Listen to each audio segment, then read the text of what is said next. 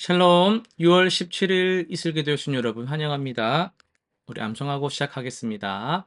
갓난아기들 같이 순전하고 신령한 젖을 사모하라. 이는 그로 말미암아 너희로 구원에 이르도록 자라게 하려 함이라. 한 번 더 하겠습니다.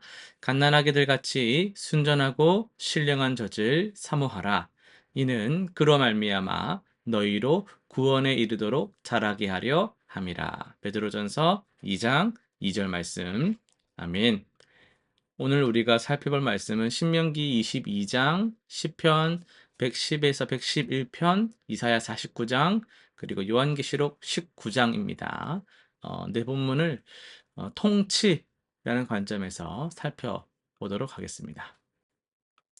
신명기입니다. 하나님의 통치는 우리 삶의 가장 구체적인 영역까지 미칩니다. 이웃의 잃어버린 가축을 돌보고 위험에 처한 생명을 구하며 가정의 순결을 지키는 것은 모두 하나님 나라의 질서죠. 이는 단순한 도덕적 규범이 아니라 하나님의 사랑이 구현되는 방식입니다. 우리가 이웃을 사랑하고 거룩한 삶을 살 때에 그곳에 하나님의 통치가 임합니다. 일상의 작은 순종이 하나님의 나라를 이루어가는 길이 됩니다. 시편입니다. 메시아이신 예수님의 통치는 진실과 정의 위에 세워졌습니다. 그분은 우리의 대제사장이시며 동시에 왕이십니다.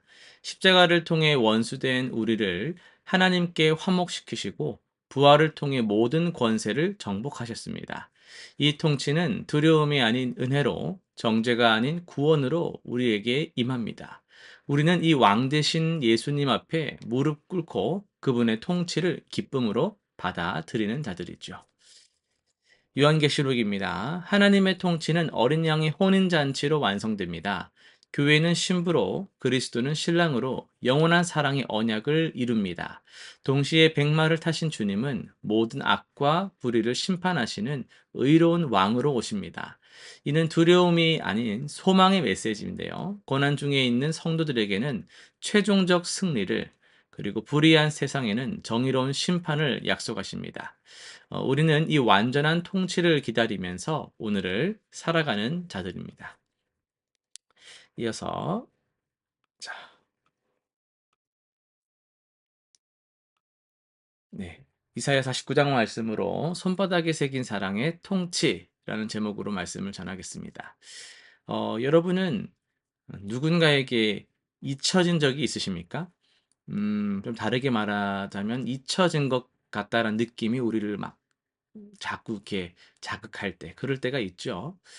어, 연인에게도 그럴 수 있겠고, 친구에게도 그럴 수 있겠고, 심지어는 가족에게조차, 내가 이거 참 잊혀진 것 같은 서운함, 그런 외로움을 어, 살면서 한 번쯤 느껴본 적이 있으실 겁니다. 더 깊이 들어가자면은 하나님조차도 나를 잊으신 것 같다라는 절망감을 경험한 적은 없으십니까? 오늘 본문에서 이스라엘 백성들이 어쩌면 바로 그런 상황에 있었거든요. 바벨론 포로라는 절망적인 현실 앞에서 그들은 절규했습니다. 여기까지겠지, 이 정도겠지 했는데 끝까지 이제 가버리는 거죠. 그러다 보니까 여호와께서 나를 버리시며 주께서 나를 잊으셨다. 이게 14절에서 이런 고백이 있죠. 조상들에게 약속하신 언약은 어디로 갔습니까? 우리를 향한 하나님의 사랑은 끝난 것입니까? 라는 그런 상황에 있는 겁니다. 그런데 여기서 하나님의 대답이 놀랍습니다. 15절 보시면은 여인이 어찌 그 젖먹는 자식을 잊겠으며 자기 태에서 난 아들을 긍휼히 여기지 않겠느냐. 그들은 혹시 잊을지라도 나는 너를 잊지 아니할 것이라. 세상에서 가장 강한 사랑인 어머니의 사랑보다도 더 확실한 것이 바로 하나님의 사랑이라는 것입니다. 더 놀라운 것은 16절의 말씀인데요.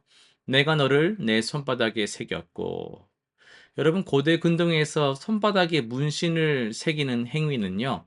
어떤 의미냐면 절대 잊지 않겠다라는 맹세였습니다.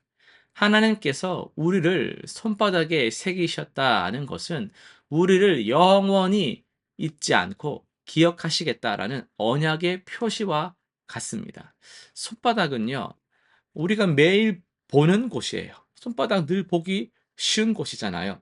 무언가를 만질 때마다, 일할 때마다, 기도할 때마다 계속 보게 되는 곳이 바로 손바닥이죠. 하나님 영이시지만 우리에게 알아들을 수 있도록 그 표현을 해 주시는 게 "손바닥에 새겼다."라는 표현이잖아요. 하나님은 바로 그만큼 우리의 이름을 어 잊혀질 수 없는 그런 곳에 새기셨다라고 말씀을 하시는 거예요. 이것이 바로 하나님의 그 통치의 본질입니다. 무슨 말이냐면 힘으로, 그러니까 권력으로 누르는 통치가 아니고요. 사랑으로 품어 주시는 그런 통치. 심판으로 정죄하시는 통치가 아니라 은혜로 회복시키시는 통치가 하나님의 통치의 본질이거든요. 하나님의 종 메시아를 통해서 이스라엘을 회복시키실 뿐 아니라 온 세상에 빛이 되게 하셨습니다. 본문 6 절에서 하나님은 말씀하십니다. "내가 또 너를 이방의 빛으로 삼아 나의 구원을 땅 끝까지 이르게 하리라." 이는 하나님의 통치가 한 민족에 국한되지 않고 온 인류를 향한다는 놀라운 선언입니다. 이 종 메시아가 바로 우리 주 예수 그리스도시며 그분을 통해 우리도 이 구원의 빛을 받고 전하는 사명을 받은 것이죠. 십자가에서 못자국 난 그 손으로 우리를 붙드시고 부활의 권능으로 우리를 일으키셔서 세상의 빛으로 세우신 것입니다. 사랑하는 성도 여러분, 여러분이 아무리 연약하고 아무리 실패한다 할지라도 하나님은 여러분을 손바닥에 새기신 그 사랑으로 항상 통치하십니다. 이 세상이 여러분을 외면할 수는 있겠지만은 하나님만큼은 절대 여러분을 잊지 않으시죠. 이 확신 속에서 우리도 세상의 그 빛이 되어서 하나님의 사랑을 전하며 살아가시기를 간절히 축복합니다. 실천사항 세 가지 한번 정리해 볼게요. 첫 번째는 매일 아침 하나님이 나를 손바닥에 새기셨다. 하나님이 나를 손바닥에 새기셨다. 라는 고백으로 하루를 시작해 보시길 바랍니다. 두 번째, 나를 잊은 것 같은 사람들을 내 입장에서 용서하고 먼저 관심과 사랑을 한번 표현해 보는 그런 기회를 가지시면 좋겠고요.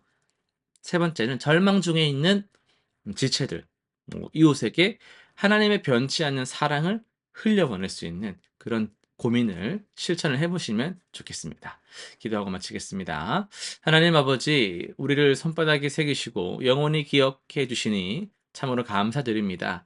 때로 주님이 우리를 잊으신 것 같다라는 절망감이 들 때에도 주님의 변치 않는 사랑을 믿고 의지하게 하여 주옵소서. 그리고 우리도 이 사랑으로 세상을 섬기게 하여 주옵소서. 예수님의 이름으로 기도드립니다. 아멘.